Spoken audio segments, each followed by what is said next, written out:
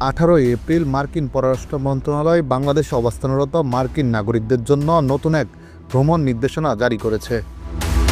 নতুন নির্দেশনায় পার্বত্য চট্টগ্রাম এলাকাকে ভ্রমণ নিষেধাজ্ঞা অঞ্চল হিসেবে ঘোষণা করা হয়েছে।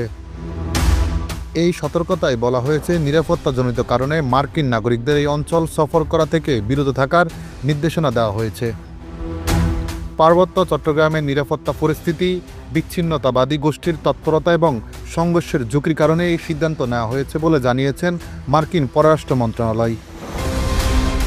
উল্লেখ্য, পার্বত্য চট্টগ্রামে রয়েছে বান্দরবান, রাঙ্গামাটি এবং খাগড়াছড়ি জেলা। এই অঞ্চলে দীর্ঘদিন ধরে রয়েছে রাজনৈতিক অস্থিরতা।